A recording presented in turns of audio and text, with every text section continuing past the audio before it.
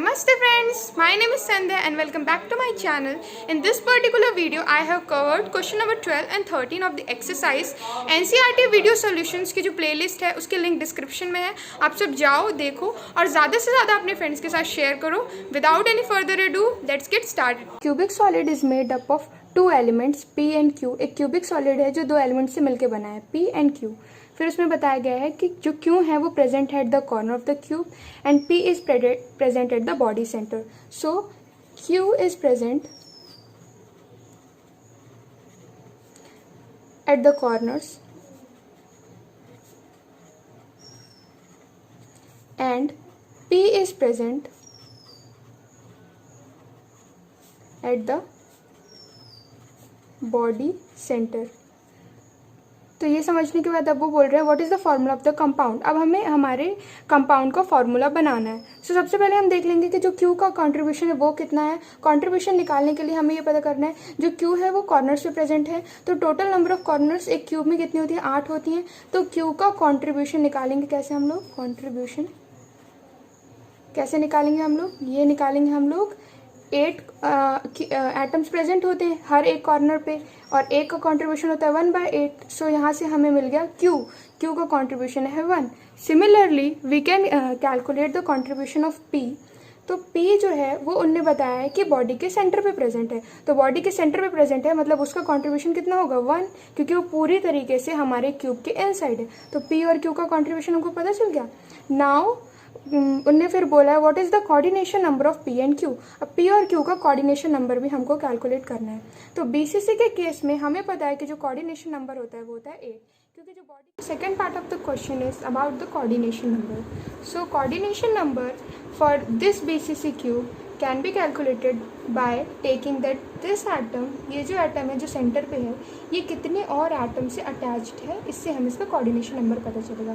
तो जो सेंटर पे एटम है ये अपने साइड में जो 8 एटम्स है उनसे कनेक्टेड है, इसीलिए BCC के केस में इसका जो कोऑर्डिनेशन नंबर होगा वो होगा 8. इसके बाद हम देखेंगे question number 13. In question number 13 says that niobium crystallizes in a BCC structure. तो जैसे ही BCC लिखा है हमें सीधे समझ जाना है कि वो जो Z वैल्यू होगी वो होगी 1, मतलब इसका जो कंट्रीब्यूशन एटम का वो कितना होगा 1. फिर आगे हम क्वेश्चन पढ़ते हैं. आगे क्या बोलता है, इफ़ द डेंसिटी इज़, अब उन्होंने डेंसिटी बताई है, डेंसिटी लिख लो.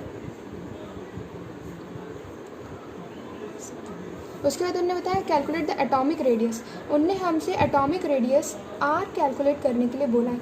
मैं यहाँ पे एक टेबल बना दूंगी जिसमें A और R में जो रिलेशन होता है वो क्या होता है BCC, FCC, SCC के लिए. ठीक है, तो यहाँ पे आप समझ लो यहाँ पे कि BCC के केस में A और R के बीच में जो रिलेशन होता है वो होता है A√3 = 4R. ये रिलेशन होता है. ठीक है ना. यहाँ A क्या है अपना एज लेंथ है और R क्या है, रेडियस ऑफ द स्फीयर है. ठीक है, तो अब हमें ये R कैलकुलेट करना है. ये R कैलकुलेट करने के लिए सबसे पहले हमारे पास जो एक फार्मूला होता है डेंसिटी का, Z = A³ रो Na/m. ठीक है, इस फार्मूले की मदद से हम A कैलकुलेट कर लेंगे और उस A को यहाँ पुट करके रेडियस निकाल लेंगे. ऐसे करना है इस क्वेश्चन को. ठीक है, तो सबसे पहले A निकालने के लिए हम बाकी सारी वैल्यूज़ को दूसरी तरफ लेके चले जाते हैं.